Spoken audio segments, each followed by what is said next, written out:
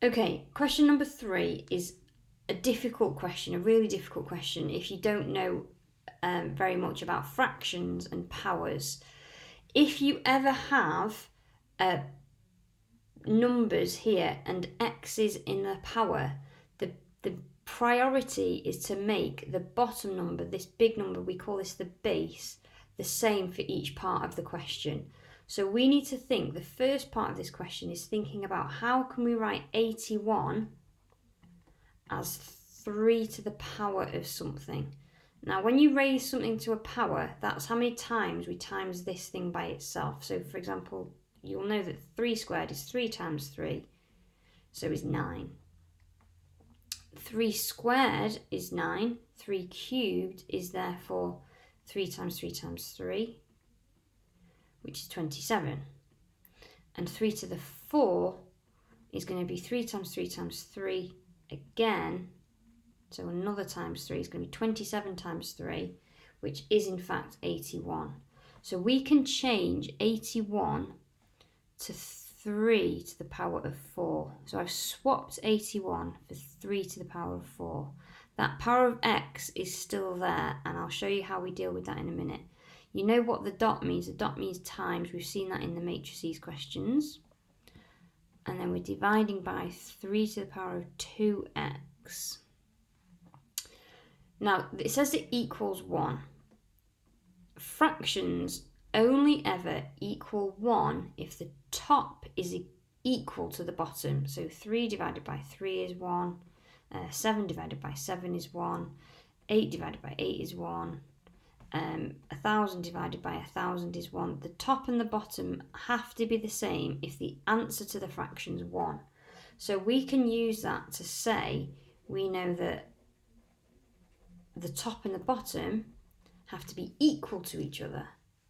So for this one, we can say that 3 to the power of 4 to the power of x times 3 squared.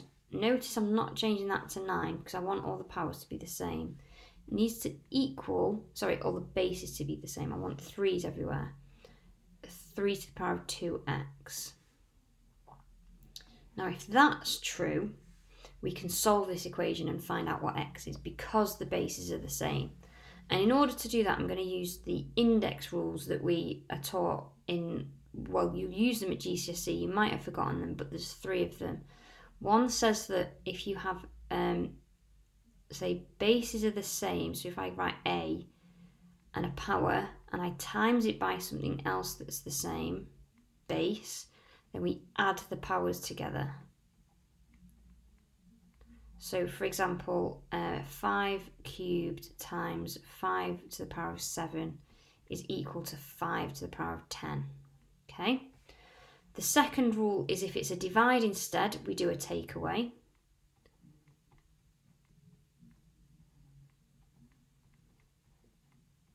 We've not got that happening here, but you might have that in a different question, so we would take away. So if I had, say, 6 to the power of 8 divided by 6 to the power of 3, the answer would be 6 to the power of 5. And the last rule is this bracket rule that we're going to need to use, which says that if we have a power of a power, so a bracket power, then we multiply the 2 powers together, and that will get rid of the brackets. So we times them together. So if I had, say, 4 squared to the power of 4, that would be the same as 4 to the power of 8. We times the 2 and the 4 together. So we can use that to help us simplify this expression or equation down. I'm going to ignore the right hand side at the moment. I'm going to deal with this. I can now change this. If I go, let's go down here, 3 to the power of 4x. I'm going to write 4 times x times 3 squared has to equal 3 to the power of 2x. I can use my timesing rule and add the 2 powers together and say that that's going to be the same as 3 to the power of 4x add 2. Now, if 3 to the power of something is equal to 3 to the power of something else, these powers have to be equal. It's impossible for them to be different because they've both got the same base. So we can now ignore the powers and just say that 4x plus 2 has to be the same as 2x. Otherwise, we'd have like 3 cubed equals 3 squared, and that's not true. The powers have to be the same. So we can now solve this equation.